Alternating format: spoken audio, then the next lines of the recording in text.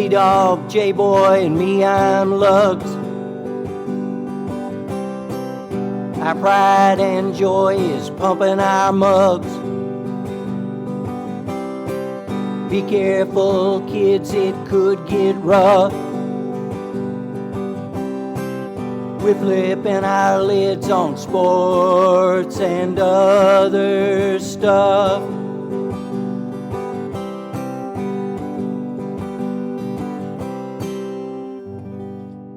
Welcome to Sport Weasel Central. I'm Lugs. I'm J-Boy.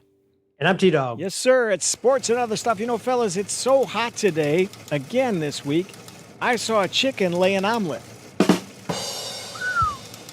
That's how hot it is here at Old Sports and Other Stuff. But we're cranking up the prediction machine again tonight for the AFC West. And in the other stuff department, what's your favorite cool treat to eat? In the summertime, we'll break that down. Plus the senior committee selections for the Football Hall of Fame. But let's kick it off with this AFC West business.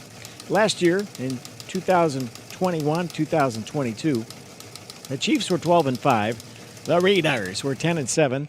Your LA Chargers 9-8, and the Broncos were 7-10. That may change this year. How will it go? That's where we come in. Lugs, let's get your take on the AFC West West. Well, the offseason, they had the majority of the headlines. I mean, with Russell Wilson going to Denver, Devontae Adams going to the Raiders, and then, of course, the Chiefs opted out of Tyreek Hill. Anyway, I've still got the Chiefs at the number one spot. They will have improved their offensive line. It'll be interesting. I mean, they still have Mahomes. But it'll be interesting to see because Tyreek Hill, you had the scheme for him. So I don't know how they'll work all that out, but I'm sure that Andy Reid's got a plan. So I'm saying the Chiefs will top out the division at 13-4. Wow, 13-4. T-Dog, what's your take on that business?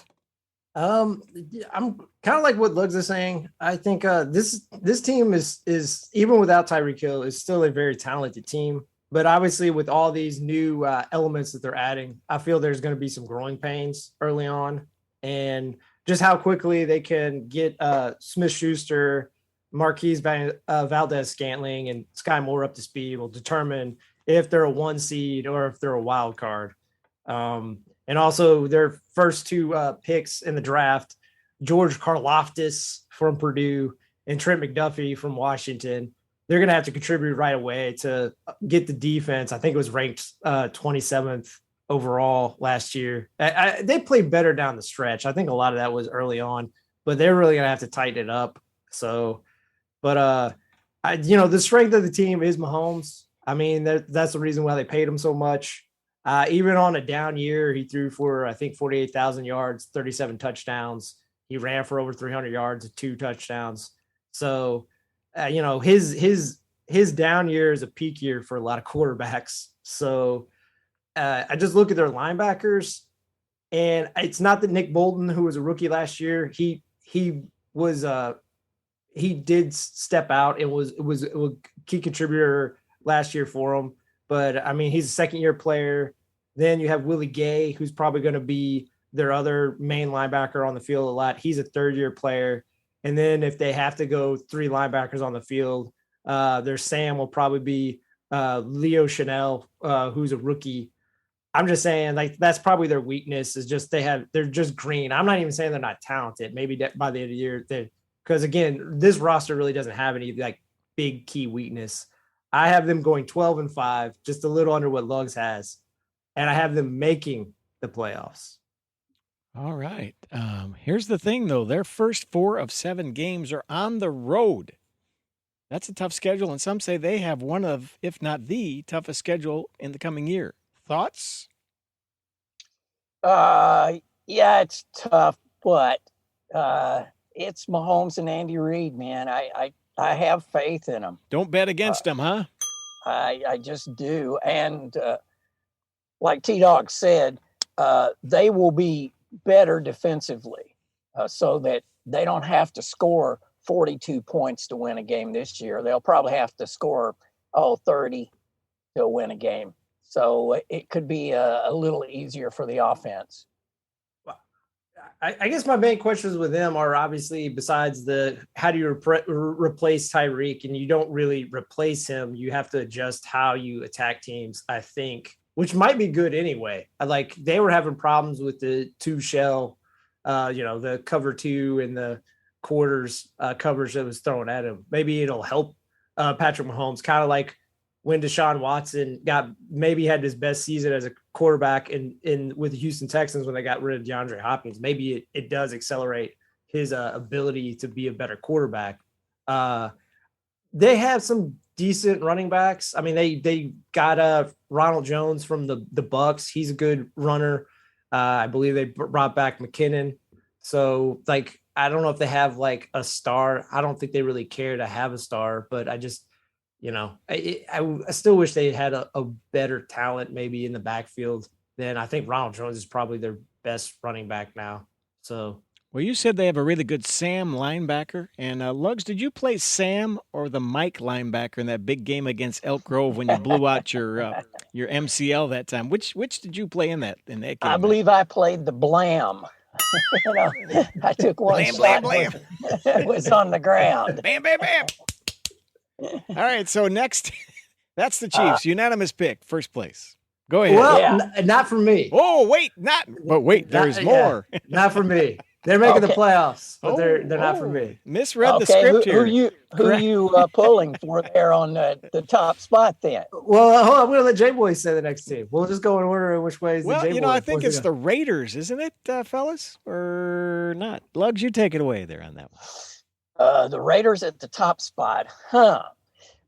It's possible. I just think they just don't have enough offensive firepower. I mean, they've got Devontae, and defensively, I don't know. So you don't have them second?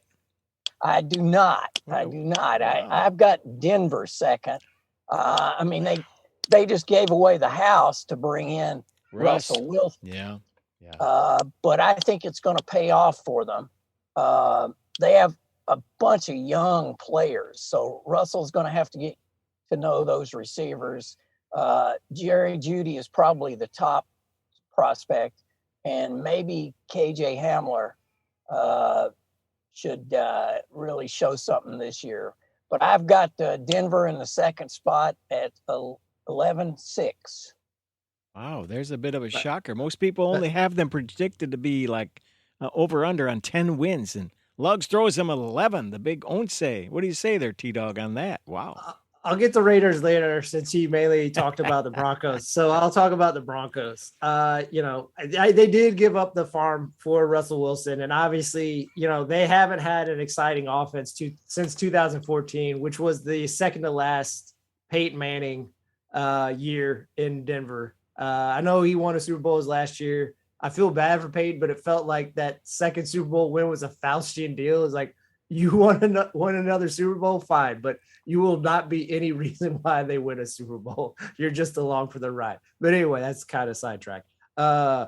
Wilson, his ability, his mobility and his ability to take deep shots, it's something that I haven't had in a while. And I just think, with the receivers that they do have, kind of like Lug says, with Jerry Jeudy, with Cortland Sutton, and with Tim Patrick, they have three really good receivers. I don't know if they have a transcendent talent like he did have with DK Metcalf. I'm not saying that I'm not selling Jeudy short because he had Drew Lock throwing the ball the last 2 years. I'm not saying that, but and also their backfield is, they probably have maybe one of the best 1-2 punches in the league with Javonte Williams and Melvin Gordon. And their secondary is extremely talented.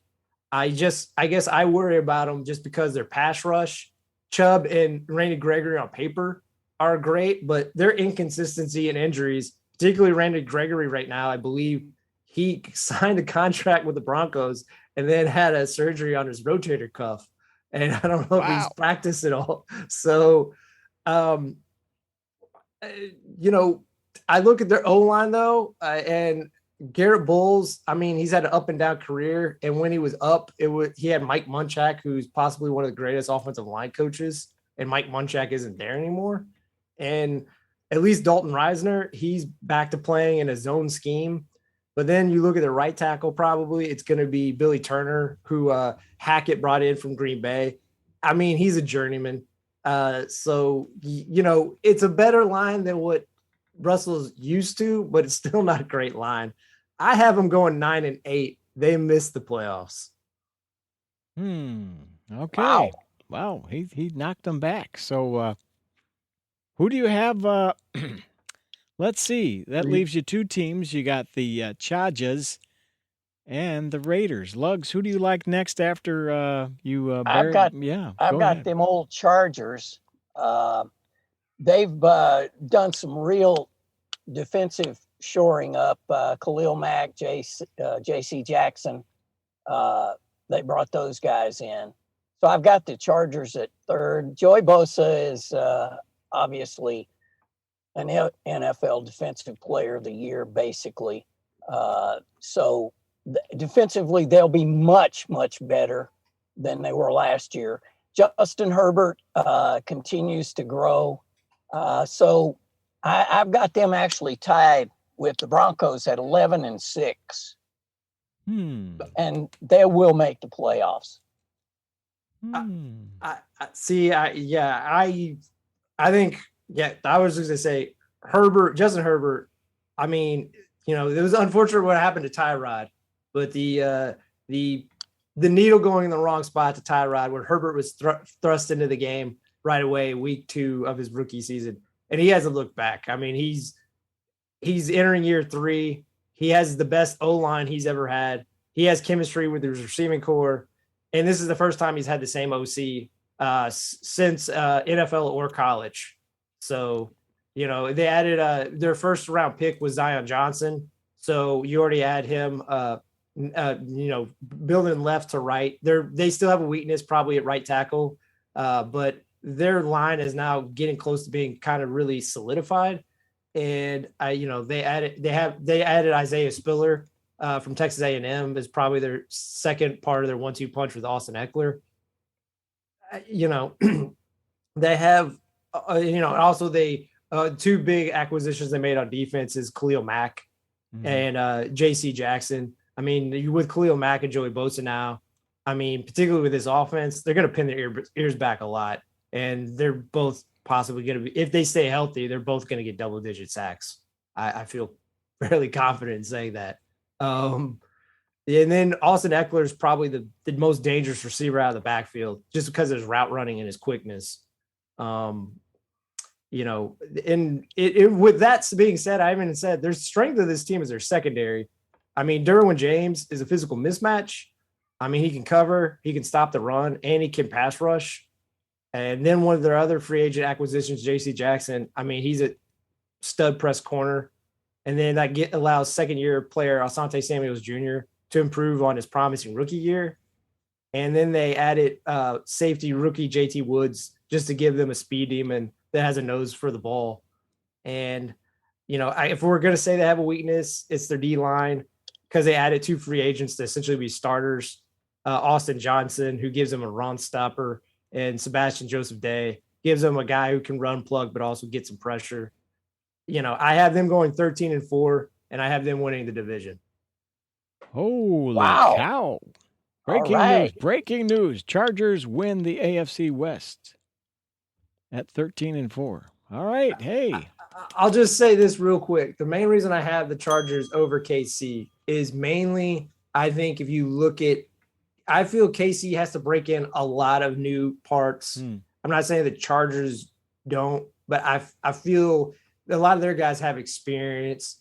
So like I feel the assimilation period will be a lot quicker for the Chargers, where I think all those receivers is going to take a minute. And obviously the Chiefs do have a harder schedule than the Chargers. And then obviously there's only a difference of one game, but that's why I have the Chargers over the Chiefs. They're probably equal teams, but considering the schedule adjustments, and I just think the learning curve for the Chiefs, I think there's a little more of their roster having to improve. I think that's the slight difference.